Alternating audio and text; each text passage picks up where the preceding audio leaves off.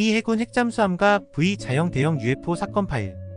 1989년 10월 24일, 25일 미국 플로리다주 해안가에서 플로리다 주 티투스비리 모항인 USS 멤비스호가 해안에서 150마일 떨어진 지역에서 핵잠수함이 항행훈련을 하고 있었다.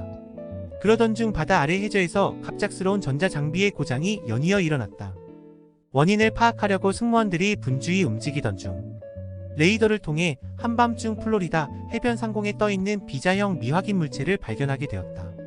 당시 UFO는 해수면 가까이 떠 있었는데 해저 500피트 지점에서 순항하던 핵잠수함이 오작동을 일으키고 통제 불능 상태에 빠지더니 항해 능력이 상실하기에 이르렀다.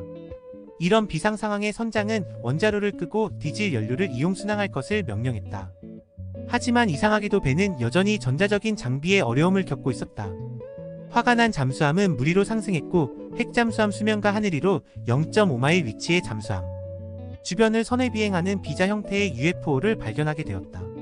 수중 소나와 음파 탐지기는 사실상 고장 이후 먹통이 되었고 다수의 잠수함 요원들이 밖으로 나와 그 비자형 UFO를 바라보게 되었다. 약 30여 분 뒤 그 물체는 멀리 사라졌는데 신기하게도 고장을 일으켰던 전자장비들이 다시 정상 작동을 하기에 이르렀다고 한다. 익명을 요구한 미국 핵잠수함 승무원들은 당시 해저에서 자망 중이던 잠수함이 바다 위에 뜬 비자형 UFO로 전자장비의 영향을 받았다면서 정말 기이했다고 말했다. 승무원들 중 이를 알고 있는 사람은 사실상 핵잠수함 전체 승무원이라고도 밝혔다. 물론 대외적으로 절대 비밀 유지를 하고 있지만 말이다. 이 케이스 파일은 미국 내 UFO 연구단체에 제보되면서 한때 UFO가 핵잠수함을 노리는 것이 아니냐는 말들이 자주 나왔다. 미확인 수중 자막물체 USO에 대한 연대기 기록은 고대 알렉산더 대왕의 동방원정으로까지 거슬러 올라간다. 대왕은 물속에서 나온 이들 UFO들을 하늘을 나는 방패라고 정의했다. 이 방패들은 알렉산더와 대적하던 적들의 성벽에 광선을 쏘아댔고 성벽들은 바이블에 나오는 제리코 성의 붕괴처럼 무너지기 시작했다고 기록은 전한다. 지난 2023년 8월 우리나라 서해에서 중국의 핵잠수함이 침몰하는 사건이 일어나 군 관계자들이 문책되고 해군 제독 여럿이 파면된 사건이 중국 공산당 내에서 일어났다.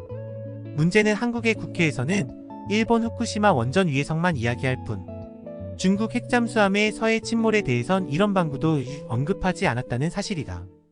대한민국 국회에 친중파 친북파가 많다는 반증이다. 실제 이 침몰 사건 이후 주한미군의 정찰기들이 서해를 자주 정찰 비행했었다. 당시 국내 일부 UFO 매니아들은 이런 미군 정찰 자산에 액션을 두고 UFO 추락이라고 주장했지만 근거가 없었고 중국 핵잠수함 침몰이 원인인 것으로 보여지고 있다. 서해에서 침몰한 중국 잠수함에서 방사능이 유출된다면 그 방사능 오염물질은 해류를 타고 일주일 안에 우리나라 서해안과 남해를 위협할 수 있다. 10년 뒤를 걱정해야 하는 일본 후쿠시마 원전 오염수와 비교가 안 될 정도로 급박했지만 한국 국회에선 이를 언급하는 용기 있는 정치인들이 전무했다. 미국 내 UFO 단체들에 제보된 USS 멤비스호 핵잠수함 UFO 조우 전자장비가 완전 마비된 사건은 인류에게 핵무기의 위험성과 방사능 연료의 위험성을 경고하고 핵무기에 지대한 관심을 가진 UFO들의 출현 특징을 잘 보여주는 실제 조우 사례로 보여진다.